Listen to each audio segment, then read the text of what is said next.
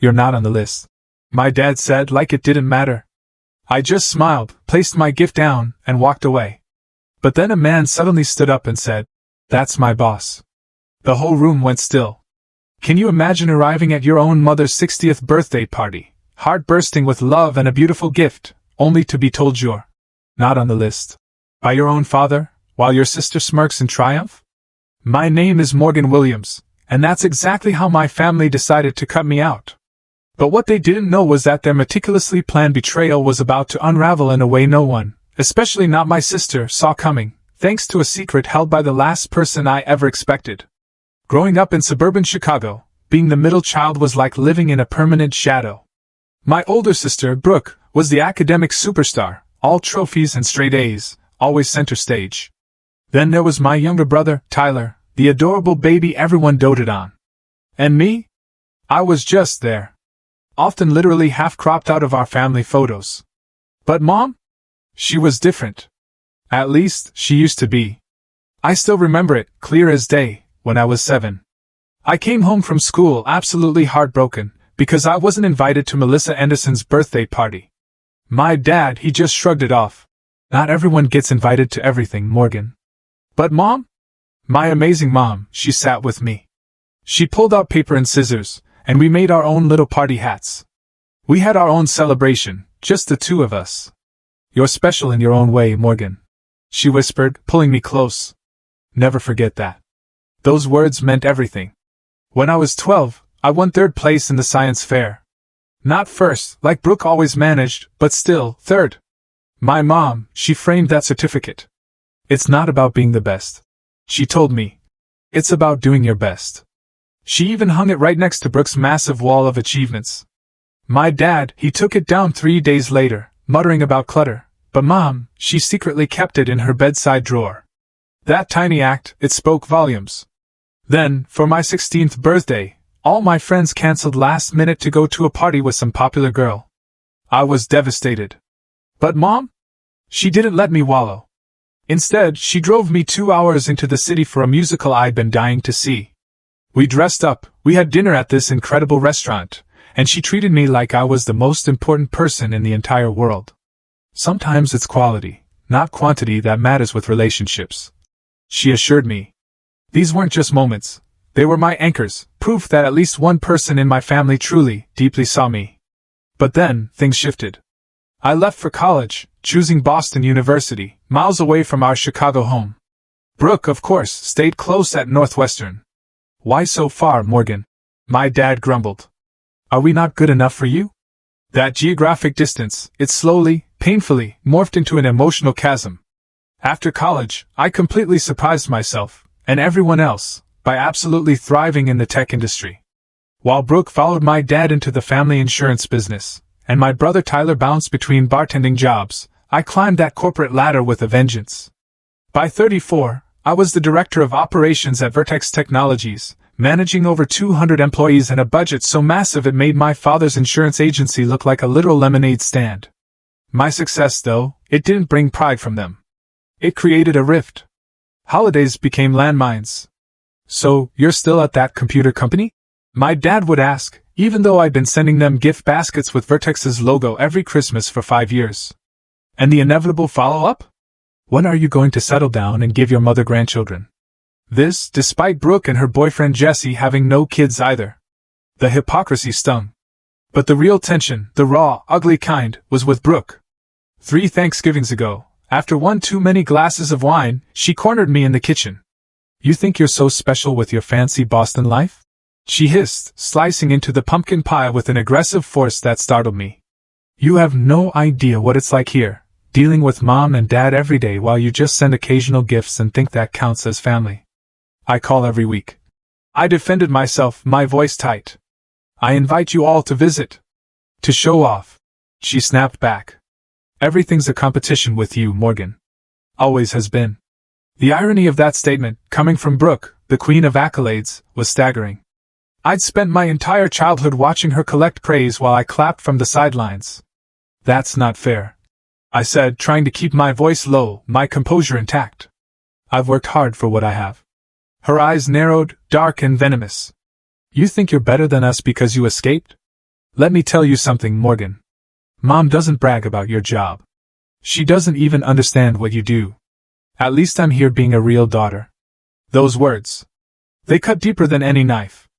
After that Thanksgiving, Mom's weekly calls became monthly, then sporadic. When we did speak, her voice sounded distant, distracted. The woman who once treasured my third-place science fair certificate now struggled to remember basic details about my life. My brother Tyler, as he always did, followed Brooke's lead. Our once playful texts devolved into one-word replies. The last time I visited, he spent the entire weekend glued to his phone, barely acknowledging I was even there. My dad had never been my champion, but his disapproval, it calcified into something harder, colder. "Your mother worries about you," he'd lecture during our increasingly rare conversations. "All alone in that city, working too much. It's not natural for a woman your age." I tried explaining. I wasn't alone. I had friends, colleagues, a vibrant life I'd built from the ground up. But to them, success without their definition of family wasn't success at all. It was failure, dressed up in designer clothes in a corner office. But Mom's gradual withdrawal, that was the most painful of all. The woman who once drove 2 hours for a musical now couldn't seem to spare 5 minutes on the phone without Brooke hovering in the background. "Brooke says you're too busy for us now," she'd mentioned once, her voice small, fragile. "Is that true, Morgan?" No matter how I answered, the narrative had already been written. I was the daughter who left, the one who chose career over family, the villain in a story I never agreed to star in. Last Thanksgiving was the absolute breaking point. After another pointed, cruel comment from Brooke about my empty life, something inside me finally snapped. "At least I built my life myself," I said, my fork clattering onto the plate, the sound echoing in the sudden silence. "I didn't just slide into Dad's business and pretend that makes me special." The table fell silent. My mom looked utterly stricken. My dad's face hardened, radiating fury. "I think you should leave," Brooke said quietly, her eyes gleaming with a terrible victory. So I did. I packed my bag, called a car, and flew back to Boston that very night. No one called to apologize. No one called at all. Until 3 months later, when I saw the Facebook post. It wasn't from Mom's page, she barely touched social media. It was from Brooke's. A grand, professional-looking banner declared, "Patricia Williams, 60 years of love." It was for Mom's 60th birthday celebration, and the guest list scrolled on and on. Relatives I hadn't seen in years, childhood neighbors, even Mom's old college roommate who now lived in Florida. My name? Conspicuously, brutally absent from the going list. I stared at my screen, the blue light harsh in the darkened office. It was nearly midnight in Boston, and I was still reviewing quarterly reports while the cleaning staff hummed around my desk. This dedication, this unrelenting focus on my career, it was exactly what my family criticized. But it was also what had earned me respect, real respect, in an industry not always kind to women. "Morgan, you're still here?" My assistant, Rachel, appeared in the doorway, a worried frown on her face. The security guy called up, wondering if everything was okay. I minimized the Facebook tab so fast it was a blur. "Just finishing up some things." Rachel nodded, unconvinced. "You know, normal people don't work until midnight on Fridays." "Since when am I normal?" I tried a smile that didn't reach my eyes. After she left, I reopened Facebook and allowed myself a rare indulgence. I scrolled through old family photos. Mom's 50th birthday last year, which I'd missed due to a Tokyo client emergency.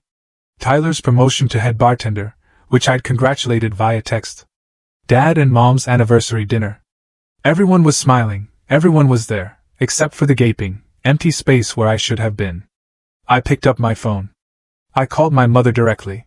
It was late, but Mom was always a night owl. "Morgan?" She sounded surprised, almost wary. "Is everything okay?" That was our relationship now. My calls meant emergencies, not connection.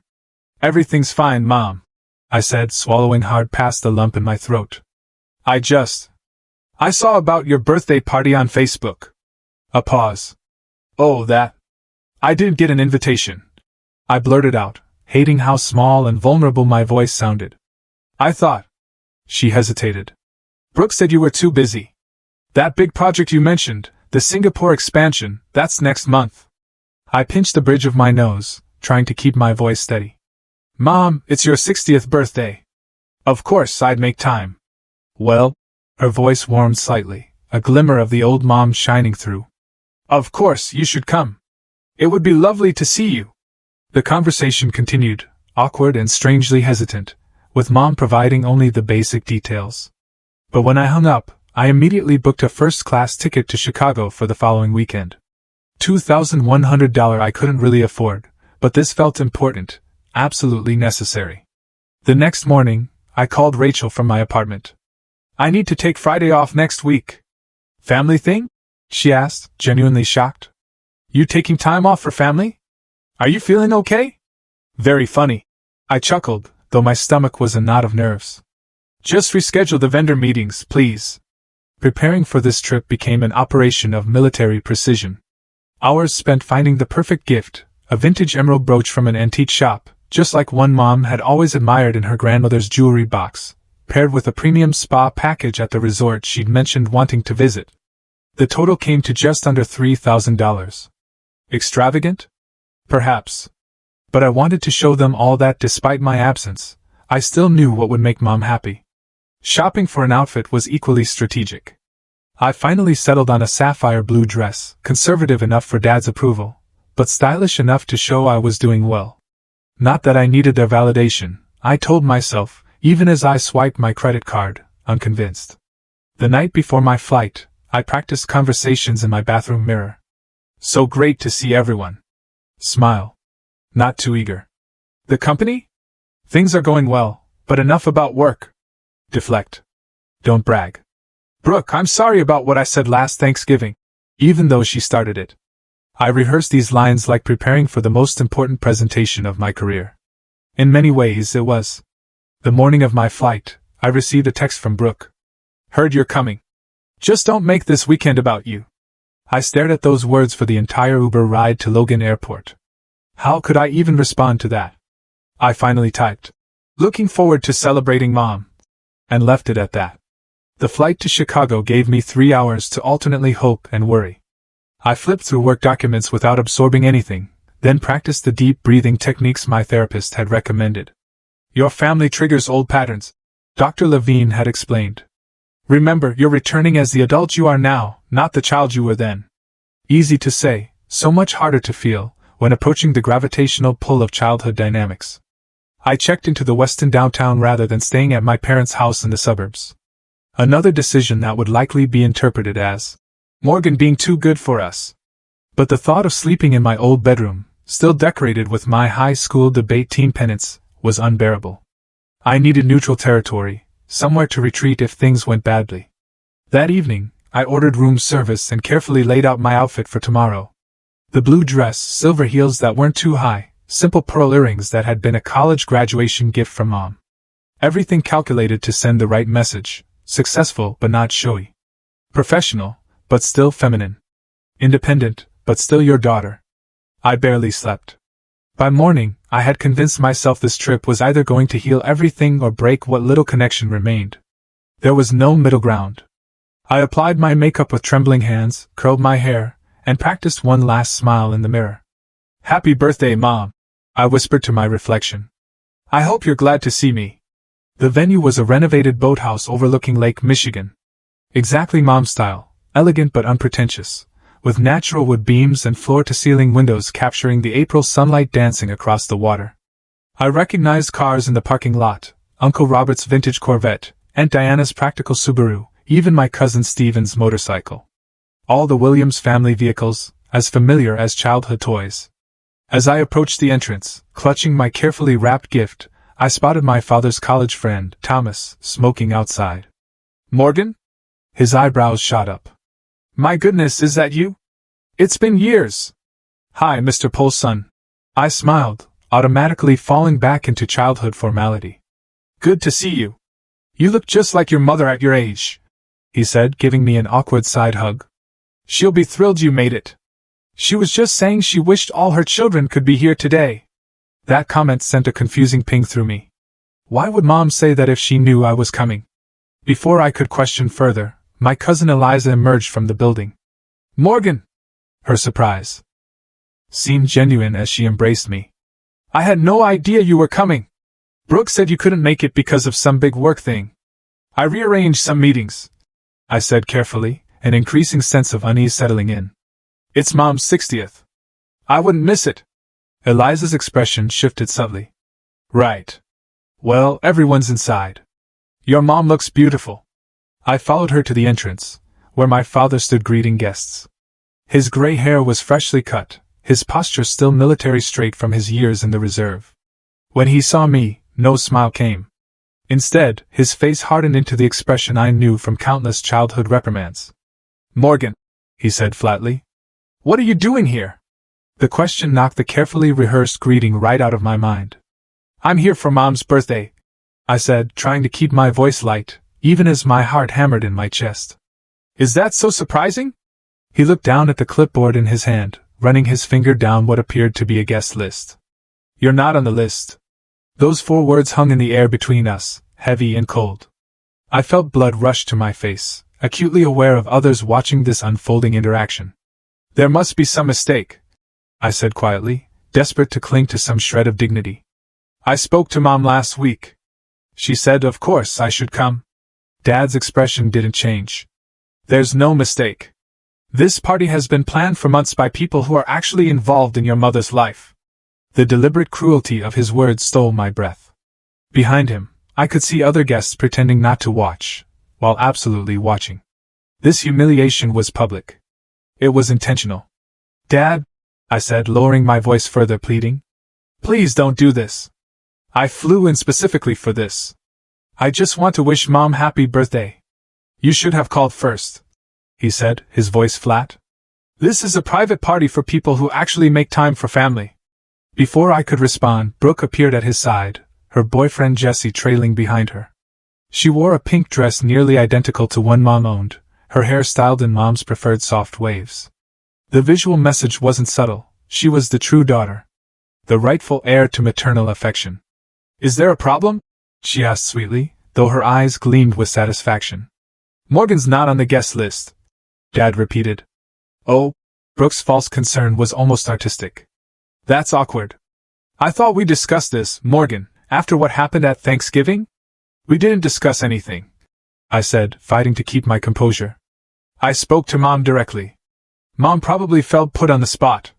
Brooke shrugged, dismissive. You know how she hates confrontation. I looked past them, trying to locate my mother in the crowd inside. Where is she? I'd like to speak with her myself. She's busy with her actual guests, Dad said, a cutting edge to his voice. I'm not going to let you upset her on her birthday. I noticed Jesse, Brooke's boyfriend, shifting uncomfortably behind her, his gaze fixed on the ground. He was tall, conventionally handsome with dark hair and glasses, wearing a suit that looked expensive but slightly too large. I'd never met him before, only seen him in Facebook photos. He seemed distinctly uneasy with the scene unfolding. As I stood there, gift in hand, a whisper reached my ears. Is that Morgan? I thought she wasn't speaking to the family anymore. Another voice, perhaps Cousin Stephen's wife. Brooke said she called Patricia an unsupportive mother at Thanksgiving. Can you imagine? And then Brooke herself, not bothering to lower her voice. Did she really think she was welcome after what she said? In that moment, I understood with crystal clarity. This rejection wasn't impromptu. It was planned. Probably anticipated with pleasure. I was being punished, not just excluded. I took a deep breath and steadied myself. I would not cry here. I would not give them the satisfaction. I understand, I said, surprising myself with how calm I sounded. Please give this to Mom. It's her birthday gift. I handed the beautifully wrapped package to my father, who took it reflexively. Tell her I love her and hope she has a wonderful birthday. I continued, maintaining eye contact with him, daring him to break it. That's all I came to say. Without waiting for a response, I turned and walked away. Back straight, pace measured. I didn't allow myself to rush, though every instinct screamed to run from this humiliation. Behind me, I heard Brooke laugh, a sharp, triumphant sound. Then my father's deeper voice saying something I couldn't quite catch. I made it all the way to my rental car before my hands started shaking so badly I couldn't get the key into the ignition. The carefully applied mascara was in danger of creating black rivers down my cheeks. I gripped the steering wheel, focusing on my breathing. In 2, 3, 4. Out 2, 3, 4. I would not break down in this parking lot. I would drive back to the hotel, pack my things, change my flight, and be back in Boston by tomorrow. This chapter would be closed forever. No more attempts at reconciliation. No more holiday phone calls. No more pretending we were a family instead of people who once lived in the same house. I was about to start the car when a knock on my window nearly caused me to jump out of my skin. Jesse, Brooke's boyfriend, stood beside my car, gesturing for me to roll down the window. His expression was concerned, almost apologetic. For a moment, I considered ignoring him and driving away, but curiosity won out. I lowered the window partway. "Morgan," he said, then cleared his throat nervously. "Miss Williams?" "Just Morgan is fine," I replied automatically, then frowned. "Wait, how do you know to call me Miss Williams?" Jesse glanced back toward the venue, then at me again. "Because I work at Vertex Technologies in Boston. I'm in the software engineering department, 3rd floor." My mind raced through employee directories, trying to place him. Jesse Lawson," he supplied. "I joined about 8 months ago. I transferred from the Chicago office to be closer to Brooke on weekends. The universe has a twisted sense of humor sometimes. Of all the tech companies in Boston, my sister's boyfriend worked at mine. I'd been so swamped with the operations side that I hadn't connected the dots about a new engineer. Does Brooke know you work for me?" I asked, a new, unsettling feeling bubbling up. "Not exactly," he admitted, looking increasingly uncomfortable. "She knows I work at Vertex, but I never specified that you were, well, essentially your boss." I finished for him. The organizational chart at Vertex meant that while Jesse didn't report directly to me, I was definitely in his upward management chain. "May I sit down?" he asked, gesturing to the passenger seat. "I feel like I owe you an explanation." Against my better judgment, I unlocked the door.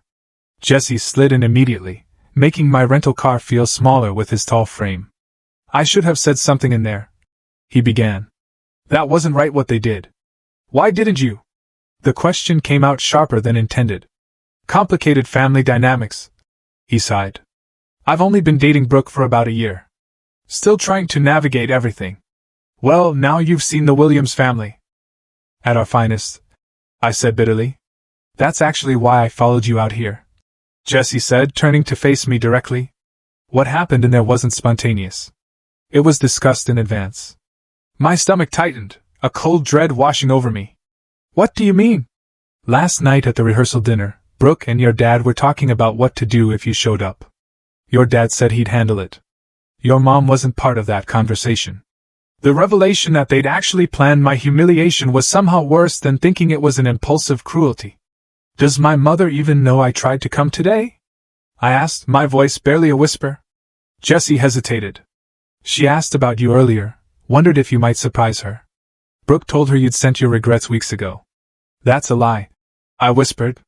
"I never." "I know." Jesse nodded. "I've picked up a lot over the past year. Brooke talks about you constantly." "I'm sure it's all flattering," I said dryly. "It's complicated," he replied, choosing his words carefully. "There's a lot of jealousy there. She compares herself to you all the time, though she'd never admit it." "Jealous of what?" I couldn't keep the disbelief from my voice. "She's the golden child. Always has been. But you're the one who got away," Jesse said simply. "You built something entirely your own. And at work." He trailed off. "At work what?" "You're respected, Morgan. Really respected. People talk about your leadership style, your strategic thinking." When I realized Brooke's sister Morgan was the same Morgan Williams everyone at Vertex admires, it was strange. Reconciling those two images. I sat in stunned silence, processing his words. While I'd been feeling like a failure in my family's eyes, apparently I'd become something of a role model professionally without even realizing it. "Brooke has been systematically poisoning your relationship with your parents," Jesse continued. "Small comments, reframing your absences as deliberate rejections, exaggerating arguments. When your mom mentioned missing you, Brooke would remind her of some perceived slight. And my mother believed her?" The pain in that question was evident, raw. "Your mom's been having some health issues," Jesse said gently. "Nothing severe, but enough to make her more vulnerable to manipulation. Mild depression, some memory issues. Brooke's been helping by managing her social calendar, her medications." The implications hit me like physical blows. While I'd been building my career in Boston, Brooke had been constructing an entirely different narrative here in Chicago, one where I was the villain, the cold-hearted daughter who abandoned her family for corporate success. "Why are you telling me this?" I finally asked, my voice hoarse. "You're dating my sister. Your loyalty should be to her." Jesse looked down at his hands. "Because what happened in there was wrong, and because at Vertex, I've seen how you treat people. With respect, even when they make mistakes. The stories don't match up." He paused. "Also, selfishly, it's awkward when your girlfriend's family drama involves your boss." Despite everything, that made me laugh a little, a short, bitter sound. "I can imagine. So, what are you going to do?" he asked, his gaze earnest. I stared out at Lake Michigan, its surface glittering in the spring sunshine. The easy path would be to drive away, return to Boston, and finally sever these painful ties. The professional in me knew that sometimes, cutting losses was the strategic choice. But another part of me, perhaps the part that still remembered my mother making paper party hats when I was 7, couldn't just leave things this way. "I think," I said slowly, a steel resolve growing inside me, "that it's time everyone heard the truth, including my mother." Jesse nodded, looking both relieved and terrified. "I'll support whatever you decide to do. Just remember, I have to see these people at holidays." "Don't worry," I assured him, reaching for the door handle.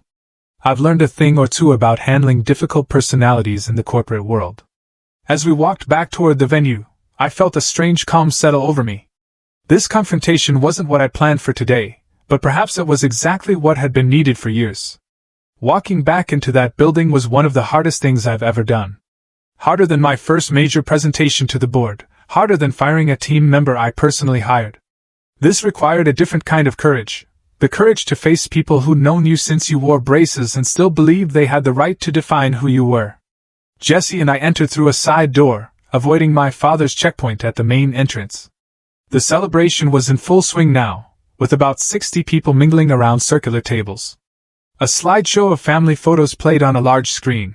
I noted my near absence from the curated selection. My mother sat at a central table, looking beautiful in a lavender dress that complemented her silver hair.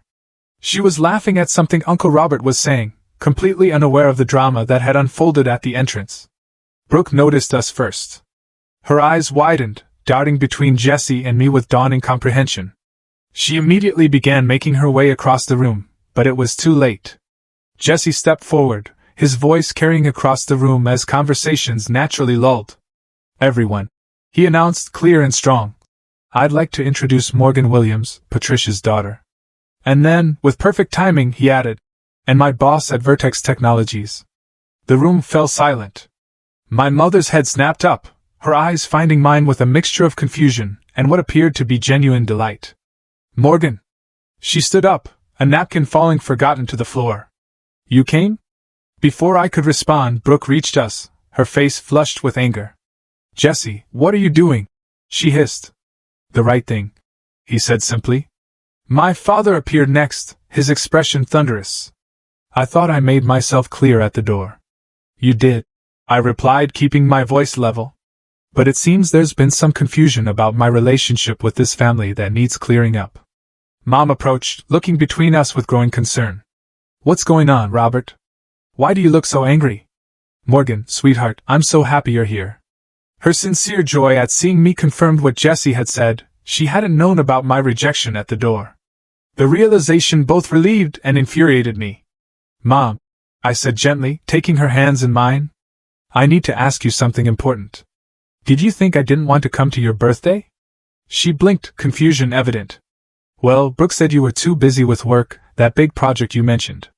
"I never said that," I told her firmly. "In fact, when we spoke, I specifically said I would be here. I took time off work. I flew in yesterday."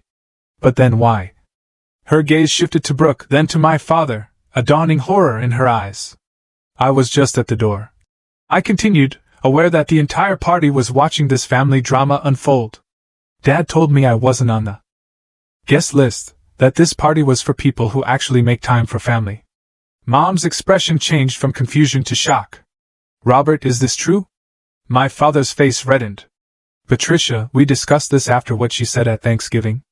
"We discussed no such thing," Mom interrupted, her voice uncharacteristically sharp, suddenly full of power. Morgan is my daughter. Of course, she's welcome at my birthday. The room had gone so quiet you could hear ice clinking in glasses. This wasn't how I'd imagined the confrontation playing out, in front of extended family and my mother's bridge club. But perhaps that public accountability was necessary. There's been a pattern, I said, addressing my mother directly, but keenly aware of our audience. For years now, things I've said have been twisted. Absences due to work portrayed as deliberate neglect. My life choices framed as rejections of family. Brooke stepped forward, her smile tight, a desperate attempt at control. This is hardly the time or place, Morgan. Always making everything about yourself, even Mom's birthday. That's exactly what I mean. I gestured toward her. That characterization of me, selfish, self-centered. It's the narrative that's been created, but it's not true. I turned to face the room at large. Many of you have known me since childhood. I've never been perfect, but I've always loved my family. My career took me to Boston, not Mars. Phone calls work both ways. Visits work both ways. My cousin Stephen nodded slightly, and I saw Aunt Diana whisper something to Uncle Robert. Brooke, I continued, keeping my voice professional, the same tone I used in difficult negotiations at work, has been systematically undermining my relationship with our parents, exaggerating conflicts, reframing my achievements as abandonments. That's ridiculous. Brooke scoffed, but her eyes darted nervously. Is it? I turned to Jessie. What did Brooke tell you about me before you met me today?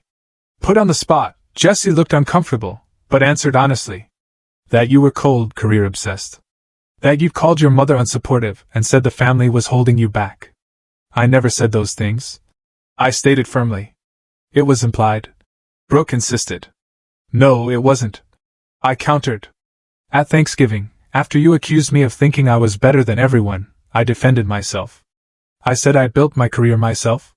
That's not an attack on the family. It's a statement of fact. Mom looked devastated. Is this true, Brooke? Have you been turning us against Morgan? Brooke's composure finally cracked. You don't understand. She left. She got to leave and become Miss Big Shot Executive while I stayed here, taking care of everything, being the good daughter. And what thanks do I get? You still light up more when she calls than when I'm right in front of you. The raw pain in her voice silenced the room. Despite everything, I felt a flash of empathy for my sister. We'd both been trapped in roles assigned to us as children. She, the achiever who stayed, me, the rebel who left. Brooke, Mom said softly. I've never compared you two. I love you both differently because you are different people. Then why do you keep her science fair certificate in your drawer? Brooke demanded, tears threatening. 3rd place. She got 3rd place 15 years ago, and you still have it. I was stunned. That certificate, a childhood memory, had become a symbol for Brooke of some perceived preferential treatment I'd never experienced. Dad, who had been unusually quiet, finally spoke. I think we should continue this discussion privately. No, Mom said firmly. I'm tired of secrets and misunderstandings in this family. She turned to our assembled guests. I apologize for the drama, everyone. Please enjoy the food and music. My family and I need a moment. She gestured toward a small side room, and my father, Brooke, Jessie, and I followed her. As the door closed behind us, I caught glimpses of wide eyes and whispered conversations erupting in our wake. Inside the private room, Mom took charge in a way I hadn't seen in years. Sit down, all of you. We complied like scolded children. Robert, she addressed my father first. Did you turn our daughter away at the door of my birthday party? Dad shifted uncomfortably. I was protecting you after what she said about the family. What exactly did she say? Mom pressed. In your own words, not Brooke's interpretation. My father looked genuinely confused. That we were holding her back, that she had to build her life herself because we never supported her. That's not what I said. I interjected quietly. I said I built my career myself, which is true. It wasn't an attack. It was a statement of fact after Brooke accused me of having an empty life. Mom turned to Brooke. Have you been deliberately keeping your sister and me apart? Brooke's defiance crumbled under our mother's direct questioning. I was tired of being taken for granted. Morgan gets to swoop in for holidays. Everyone makes a big fuss. Then she disappears again while I'm here every day driving you to doctor's appointments, helping with the house. Doctor's appointments? I interrupted, looking at my mother. What doctor's appointments? Mom sighed. I've been having some issues with mild depression and memory. Nothing serious, but it's been challenging. Brooke has been very helpful. You never told me, I said, the pain evident in my voice. Brooke suggested it might stress you out with your demanding job. Mom admitted, then frowned. But I see now that wasn't her decision to make. The pieces were falling into place. My mother's increasing distance, her confusion during our calls, the way Brooke had positioned herself as gatekeeper to family information. I'm sorry. Jessie spoke up unexpectedly. I should have said something sooner. I've witnessed some of these conversations where things Morgan supposedly said were exaggerated. Brooke turned to him, betrayal in her eyes. You're taking her side? Your boss over your girlfriend? It's not about sides, Jessie said gently. It's about the truth. The word hung in the air between us. Truth. Something our family had been dancing around for years, preferring comfortable narratives to difficult realities. I want to try again, I said into the silence. All of us. But we need honesty. No more triangulation. No more gatekeeper games. No more rewriting conversations. Mom reached out and took my hand. I want that too. I've missed you, Morgan, more than you know. Dad cleared his throat. I may have misjudged some things. If what you're saying is accurate. It wasn't quite an apology, but from my father, it was significant. Brooke remained silent, tears streaming down her face now. The careful image she'd cultivated, perfect daughter, family protector, was crumbling, and I couldn't tell if she was mourning its loss or relieved to set down the burden. This won't be fixed in one conversation, I acknowledged. But it's a start. As we prepared to rejoin the party, Mom held me back for a moment. Your gift, she said softly. The emerald brooch. How did you know? You showed me Grandma's jewelry box when I was 10. I replied. You pointed to a similar one that was lost during the move. You said it was your favorite. Her eyes filled with tears. You remembered that after all these years. I remember everything important, Mom, I said, squeezing her hand. Just because I'm not here doesn't mean I'm not present. We returned to the celebration. The tension was still palpable but somehow lighter. The truth, even painful truth, weighs less than lies. As guests slowly resumed their conversations, I noticed something unexpected. Family members approaching me, making real connections rather than just small talk. Even my father made an effort, awkwardly asking about my work with genuine interest for perhaps the first time. Brooke remained distant, processing her new reality. This confrontation had exposed not just her actions, but her insecurities. Healing that relationship would take the most time, if it could be healed at all. But as Mom cut her birthday cake with me standing on one side and Brooke on the other, both of us reflected in her smile, I felt something I hadn't expected to find that day. Hope. The Monday after Mom's birthday, I returned to my office in Boston with the emotional equivalent of a hangover. The confrontation had been necessary but draining. I'd extended my stay through Sunday, spending time with Mom, having stilted but civil conversations with Dad, and giving Brooke the space she clearly needed. Rachel looked up from her desk as I walked in, coffee in hand. So, how was the family reunion? Eventful, I replied, managing a small smile. Very eventful. And did they appreciate the amazing, successful woman you've become? She asked, only half joking. Actually, I said, surprising myself with the realization. I think they're starting to. The professional implications of the weekend hit me around 11 that morning when I received an email from HR confirming a transfer request for Jesse Lawson. My sister's boyfriend was moving from software engineering to the product development team. A lateral move that would take him out of my reporting chain. Professionally appropriate, personally complicated. I called Jesse that afternoon. You didn't have to transfer departments, I said when he answered. It seemed like the right thing to do, he replied. Cleaner boundaries given everything. How's Brooke taking all of this? I asked the question I'd been avoiding. Jesse's sigh carried through the phone. She's struggling. Your confrontation shattered the narrative she's been living in. She gave me an ultimatum Saturday night. My stomach tightened. You or me? Essentially, he confirmed. She said if I respected her, I quit Vertex. The manipulation was so familiar it almost made me laugh. What did you tell her? That I respect myself too much to let anyone dictate my career choices, he said simply. We're taking a break while she processes everything. I felt a stab of guilt.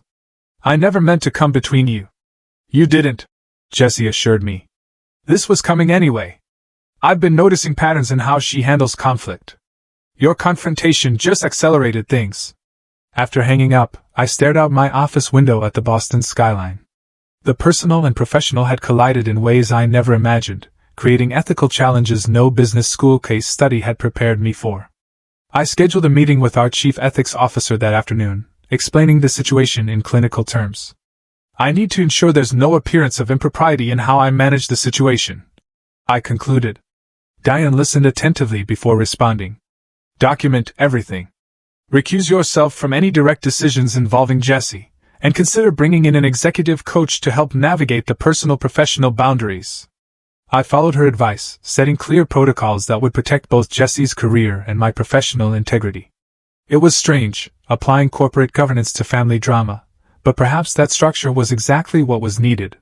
Meanwhile, I was processing my own emotional responses to the weekend's revelations. I scheduled an emergency session with Dr. Levine, my therapist. You stood up for yourself, she noted after I recounted the confrontation. How did that feel? Terrifying, I admitted. And then, liberating. The family dynamics you've described are classic, she explained. The golden child who stays versus the scapegoat who leaves. Your sister's identity became wrapped up in being the good daughter who sacrificed while you became the selfish one who pursued your own path. Neither characterization is accurate or fair. How do we fix it? I asked. Dr. Levine smiled gently. That's the million-dollar question. It starts with continued honesty and adjusted expectations. Your family won't change overnight, if at all. 2 weeks after the birthday party, Mom called with news that made my heart sink. Her doctor had confirmed early-stage cognitive decline. Not Alzheimer's, but noticeable memory issues that would likely progress. I should have told you sooner, she said, her voice small, vulnerable. Brooke thought. Mom, I interrupted gently. I need you to make me a promise. From now on, you'll tell me these things directly, not through Brooke, not through Dad. We need to rebuild our relationship without intermediaries. I promise, she said, and I heard a new determination in her voice. In fact, I've been thinking. Would it be possible for me to visit you in Boston? See your life there? The question stunned me. In 15 years, neither of my parents had visited my adopted city. I love that, Mom. When were you thinking? Next month. Your father has a fishing trip planned. And I thought, the implication that she wanted to come alone, to see me, without the family dynamics interfering, warmed something long cold inside me. I'll send you flight options tonight, I promised. At work, I threw myself into the Singapore expansion with renewed focus. The personal clarity somehow translated to professional sharpness. I found myself making bolder strategic decisions, pushing back more confidently against bad ideas, advocating more fiercely for my team. Something's different about you, my boss, Alan, commented after I successfully negotiated a complicated vendor contract. More centered. I'm learning to bring my whole self to work, I replied, surprising us both with the personal disclosure. The Jessie situation remained delicate. We maintained strictly professional interactions at the office, but occasionally met for coffee on weekends to process the ongoing family drama. His relationship with Brooke remained on pause, though they still communicated sporadically. She's seeing a therapist, he told me during one such coffee. Your mom insisted. That news gave me more hope than anything else. Brooke voluntarily seeking help suggested she might be ready to examine her own role in the family dysfunction. 3 months after the birthday confrontation, I received the most unexpected email of my career. The CEO wanted to meet to discuss a new VP position overseeing global operations.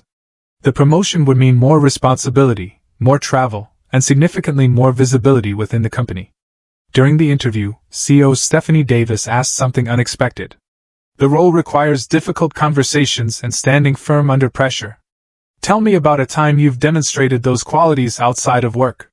I took a deep breath and shared a carefully edited version of the birthday confrontation, focusing on the principles of truth-telling and boundary setting rather than the messy family details. When I finished, Stephanie nodded thoughtfully. That's exactly why we're considering you for this role, Morgan. Your technical skills are exceptional, But it's your integrity and courage that set you apart. A week later, I accepted the VP position. The first person I called was my mother. "I'm so proud of you," she said, her voice clear and present in a way it hadn't been in years. "I always knew you were destined for important things. Even when I was getting third place in science fairs?" I teased gently. "Especially then," she replied. "Because you did it your way, not anyone else's." As I hung up, I realized something profound had shifted. For the first time in my adult life, I felt both professionally successful and personally authentic with my family. The walls between those worlds were finally beginning to dissolve. 3 months after the birthday confrontation, my mother stepped off the plane at Logan Airport, her first visit to my Boston life. I waited nervously at the gate, feeling like I was picking up a first date rather than my own mother. "Morgan!" she called, waving enthusiastically when she spotted me. She looked smaller somehow, more fragile than I remembered, but her eyes were bright and clear. "Welcome to Boston, Mom," I said, embracing her tightly. "I can't believe you're finally here." The week that followed was nothing short of transformative. I took 3 days off work, an unprecedented act that had Rachel checking if I had a fever, and showed Mom every aspect of my life here. My apartment with its view of the Charles River, my favorite coffee shop where the baristas knew my order by heart, the hidden garden in the public library where I read during lunch breaks. "It's beautiful," she said as we walked along the waterfront. "Your life here. I can see why you love it." On her third day, I brought her to the Vertex offices. Watching my mother interact with my colleagues, seeing her obvious pride as people spoke highly of my work, healed something deep within me. This wasn't the strange family narrative of Morgan the absent daughter, but rather Morgan the respected leader. Jesse greeted us professionally, maintaining the appropriate boundaries we'd established. But I noticed the warm way he spoke to my mother, the genuine respect in his interaction. Whatever happened with him and Brooke, he had become an unexpected ally in my family's healing process. When Mom returned to Chicago, something fundamental had changed. Our weekly calls resumed, but with new depth and honesty. She began sending me small packages, a book she thought I'd enjoy, a scarf that matched my eyes, tokens that said, "I see you more clearly than words." My father made efforts too. In his own awkward way, he started emailing articles about the tech industry with comments like, "Thought you might find this relevant." Small steps, but meaningful ones. The situation with Brooke remained the most complex. For 2 months after the confrontation, we didn't speak directly. Then unexpectedly, she called one evening as I was preparing for a presentation. "I've been doing a lot of thinking," she said without preamble. "And a lot of therapy." "That's good," I replied cautiously. "I'm not ready to talk about everything," she continued, "but I wanted to say I understand now that I was wrong about some things. The way I portrayed you to Mom and Dad wasn't fair." It wasn't quite an apology, but from Brooke, it was significant. "Thank you for telling me that," I said. "Jesse says you've been very professional about everything," she added. "He respects you a lot." "He's a good person," I offered. "Whatever happens between you two, I think he cares about you." "We're working through things," she said vaguely. "Anyway, I should go, but I wanted you to know I'm trying." My promotion to VP brought new challenges and opportunities. The role required more travel, including regular trips to Singapore for our expansion there. Ironically, this increased my visits to Chicago as O'Hare became my frequent layover between international flights. During these layovers, I began scheduling brief visits with my parents. Sometimes just dinner at the airport with Mom, sometimes an overnight stay that included Dad. Gradually, these short, frequent connections built something more authentic than our previous pattern of tense holiday gatherings. My mother's health stabilized with proper treatment for her depression and cognitive issues. "The doctors say reducing stress has helped enormously," she told me during one visit. "All that family tension was literally making me sick." 6 months after the birthday confrontation, I hosted Thanksgiving in my Boston apartment. A deliberate reclaiming of the holiday that had been the breaking point the previous year. Mom and Dad accepted the invitation immediately. Tyler came, bringing his new girlfriend. Brooke declined, but sent a surprisingly thoughtful gift basket. As we gathered around my dining table, expanded with a rented table to accommodate everyone, I realized this was the first family gathering that felt genuine rather than performative. We weren't playing roles assigned in childhood. We were adults choosing to connect. "Before we eat," Mom said, raising her glass, I want to thank Morgan for bringing us together, not just physically in this beautiful home, but emotionally. Your courage to speak truth has changed our family." Dad nodded, uncharacteristically emotional. "I've been doing a lot of thinking about the kind of father I've been, the kind I want to be going forward. I'm proud of you, Morgan. Your success, yes, but more importantly, your integrity." That acknowledgement, so long desired and never expected, brought tears to my eyes. Later that evening, as everyone helped clean up, another first in William's family history, I received a text from Brooke. "Hope dinner went well. Maybe next year." Those 4 words contained more hope than 1,000 forced family photographs. The professional lessons from this personal journey were profound. My leadership style evolved, becoming more authentic and compassionate. I found myself mentoring younger women at Vertex who struggled with work-life boundaries, sharing edited versions of my own journey. "Your worth isn't determined by your family's approval or your professional achievements," I told one particularly promising analyst struggling with parental expectations. "It comes from living authentically and treating others with dignity." In my next performance review, CEO Stephanie noted, "You've always been excellent at the technical aspects of leadership. Now you're bringing heart to it as well." That combination is rare and valuable. The birthday confrontation that I'd feared would destroy my family had instead begun its transformation. Not into some perfect Hallmark movie unit, no. We were still messy, still learning, still occasionally falling into old patterns. But we were doing it consciously now, with the courage to call out unhealthy dynamics and the compassion to forgive them. My mother's words during her Boston visit stayed with me. Sometimes being excluded from where you don't truly belong leads you to find where you do. She'd been talking about my career path, but it applied equally to relationships. The painful rejection at her birthday party had ultimately opened the door to more authentic connection. The emerald brooch I'd given Mom became her favorite piece of jewelry, worn to every important family occasion. A small symbol of being seen and remembered, even from a distance. This spring, we're planning our first family therapy session. Mom, Dad, Brooke, Tyler, and me. Not because we're in crisis, but because we're committed to continuing the healing. It's scheduled for next month in Chicago. I've already booked my flight. Family relationships aren't fixed points, but ongoing journeys. The work of maintaining them never really ends. But I've learned that healthy boundaries aren't walls that separate us from family. They're clear markers that allow us to safely connect as our authentic selves. Thank you for listening to my journey. And remember, sometimes the path to healing begins with the courage to speak your truth, even when your voice shakes.